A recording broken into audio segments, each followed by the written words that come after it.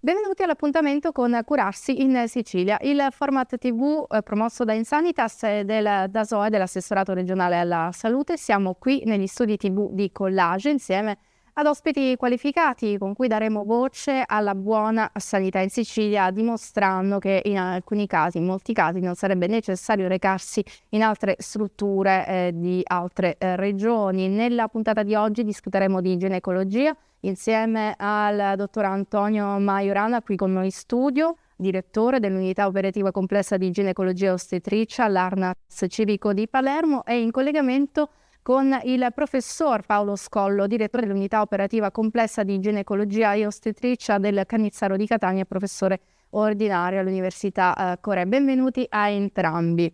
Entriamo subito nel merito dell'argomento. Inizio dal dottor Majorana qui con noi. Dottore, si è parlato recentemente dell'inaugurazione dell'ambulatorio per la diagnosi e la cura dell'endometriosi. Tra l'altro questo è il mese in cui si fa tanta informazione, marzo è il mese in cui si cerca di sensibilizzare una patologia sicuramente insidiosa, difficile da diagnosticare, eppure in molti casi è invalidante per le donne. Cosa possiamo dire al riguardo? Tanto grazie, buongiorno. L'ambulatorio è stato inaugurato tanti anni fa. Da dire sull'endometriosi intanto che è una malattia di straordinario interesse clinico, ma soprattutto scientifico e ancora maggiormente sociale. Una malattia invalidante che coinvolge circa 3 milioni di donne in Italia, circa 600.000 nella nostra regione. E la nostra regione intanto è lodevole, è capofila, perché è una delle prime ad essersi data una legge per la tutela della donna con endometriosi. La legge identifica 2 centri di riferimento, uno a Catania e l'altro a Palermo, presso l'Arnas Ospedale Civico, e in questo progetto si è dato spazio alla creazione di un centro di riferimento che deve avere degli obiettivi abbastanza chiari, che sono quelli intanto di fare una diagnosi corretta e più precoce possibile, di instaurare una terapia personalizzata, sia essa medica e chirurgica o chirurgica. Quella chirurgica è in particolar modo piuttosto impegnativa, visto la complessità che la malattia comporta, ma soprattutto personalizzare poi il follow-up di questa malattia. Dunque le pazienti siciliane hanno trovato degli ambiti clinici di riferimento grazie ai quali non dover più migrare. La diagnosi precoce consiste in un esame clinico, in un'ecografia ben fatta, in tutta una serie di indagini strumentali, e questo porta a un rapido ci si auspica completa risoluzione del dolore, perché l'endometriosi dà dolore pelvico, e anche apre delle prospettive importantissime dal punto di vista riproduttivo, perché l'endometriosi è una delle cause di sterilità. Dunque la Sicilia in questo caso alle pazienti che ne sono affette un approccio che è completo, che è innovativo e che è sicuramente esaustivo di quelle che sono le principali richieste. Grazie mille, professor Scollo. Lei sicuramente ha sentito ciò che abbiamo appena detto, ma c'è anche un altro dato interessante legato appunto alla cosiddetta mobilità passiva, ovvero che rispetto al passato c'è stata una diminuzione dei casi legati alla fuga, diciamo, delle pazienti per quanto riguarda la cura e il trattamento, legati a quale patologia? Buon pomeriggio e grazie per l'invito. La Regione Sicilia era un fanalino di coda in Italia per quanto riguarda le reti oncologiche, però da 3 anni a questa parte, 3-4 anni a questa parte, è stata costituita la rete oncologica siciliana con un gruppo di colleghi e medici che hanno stabilito delle regole, quello che viene definito in termini tecnici il cosiddetto PDTA, che è un percorso diagnostico terapeutico. In questo io ho la responsabilità della ginecologia oncologica, per cui abbiamo già da tempo, quasi da 2 anni, avuto un decreto assessoriale che istituisce i cosiddetti centri di riferimento per la patologia del carcinoma ovarico. Questo ha permesso di individuare quei centri a più alto flusso che danno più qualità alle pazienti, in maniera tale da poter concentrare nella nostra regione quasi tutti i 500 casi di carcinoma ovarico che ci sono annualmente in Sicilia.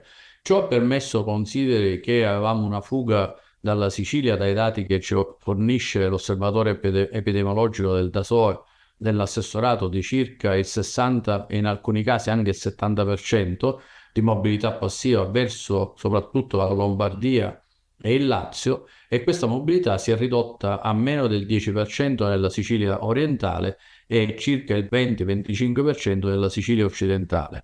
Ciò è dovuto alla motivazione che in Sicilia occidentale esiste al momento un solo centro, mentre nella Sicilia orientale ne esistono 3-4. Questo è soprattutto finalizzato a quella che noi poi definiamo la qualità delle cure per le nostre pazienti, perché l'obiettivo principale è quello di dare maggiore qualità di cura e a 360 gradi a tutte le nostre pazienti, con una percentuale di, tra virgolette, perché in campo oncologico non si può parlare di successo, ma con una percentuale di successi terapeutici che sono sovrapponibili a quella di tutta la nostra nazione, ma anche a quelle europee.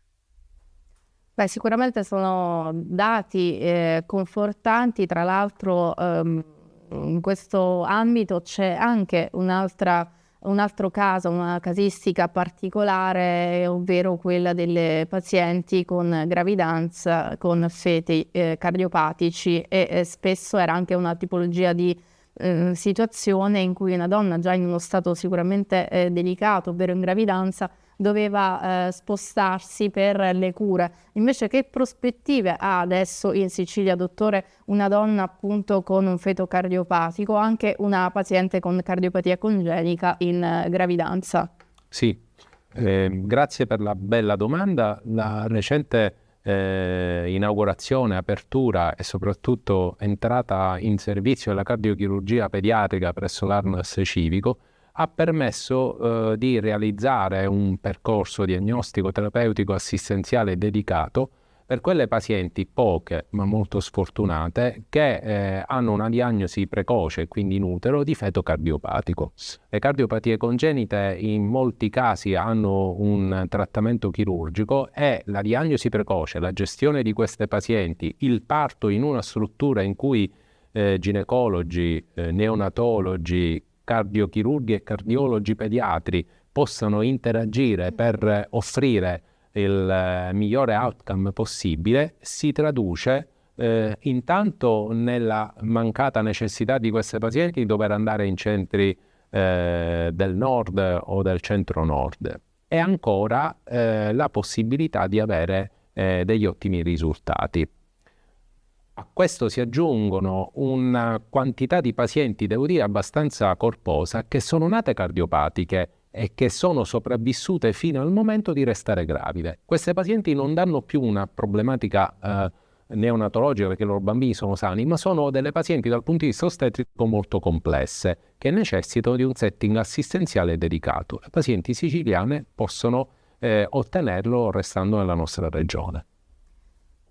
Bene, passiamo adesso al professor Scollo. Lei, il suo nome sicuramente è stato legato al trapianto di utero, che ha fatto parlare tanto qualche tempo fa, è sicuramente un caso eccezionale. Invece, tornando a quelle che sono le patologie più diffuse che si possono curare in Sicilia, che spesso, insomma, delle quali non si ha conoscenza, vuoi perché non c'è informazione anche spesso in campo medico, quindi da parte dei colleghi magari di medicina generale che non indirizzano adeguatamente perché non conoscono essi stessi la possibilità invece del fatto che qui vengono erogati dei servizi e le pazienti possono essere curate. Quali sono quindi altre situazioni, altri casi che invece destano attenzione in questo senso? La ringrazio anch'io di questa domanda che mi permette di ampliare un po' l'orizzonte per le nostre pazienti, ma anche e soprattutto lei giustamente faceva riferimento ai medici di medicina generale che devono essere informati di ciò che noi riusciamo a dare alla nostra popolazione. A parte il trapianto d'utero che chiaramente rappresenta una nicchia, ma è uno degli esempi di mobilità attiva, perché tutte le nostre pazienti invece vengono da tutta l'Italia e abbiamo ricevuto anche richieste da paesi extranazionali, europei, anche non solo, per poter inserire nella nostra lista d'attesa anche queste pazienti, chiamiamole così, straniere. Ma io volevo centrare un pochettino l'attenzione sulla preservazione della fertilità nel paziente oncologico, ma anche, come diceva Antonio Majorana, nelle pazienti per esempio con endometriosi. Molte delle ragazze che hanno difficoltà poi a riprodursi, ad avere gravidanze, perché magari sono affette da un cancro alla mammella e devono fare dei percorsi terapeutici di chemioterapia, di radioterapia. A queste pazienti noi offriamo presso l'ospedale Cannizzaro, che è la biobanca per la preservazione della fertilità, offriamo la possibilità di effettuare un prelievo ovocitario con particolari tecniche, con particolare velocità, per esempio, perché poi devono iniziare subito il loro percorso terapeutico oncologico. Offriamo la possibilità di crioconservare gli ovociti, così quando finisce l'evento, e glielo auguriamo tutte quante, l'evento neoplastico, a quel punto hanno i loro ovociti conservati, anche se le terapie hanno distrutto il loro bagaglio genetico ovarico, e quindi avendo conservato questo, ma questo vale anche per gli uomini. Abbiamo moltissimi ragazzi di cui crioconserviamo il liquido seminale per poi avere una possibilità riproduttiva quando, ripeto, hanno finito e sono guarite dal loro evento oncologico. E questa è l'unica biobanca da Napoli in giù. Sicuramente, nonostante il tempo a disposizione per questo appuntamento, che poi naturalmente per chi fosse interessato invitiamo a interessarsi, a contattare le strutture con i canali ufficiali e adeguati, abbiamo fornito, direi, già delle informazioni importantissime per quanto riguarda questo campo. A questo punto ringrazio il professor Scollo in collegamento per essere stato con noi, e anche il dottore Majorana per essere stato qui con noi in studio, e grazie soprattutto a voi per la vostra attenzione.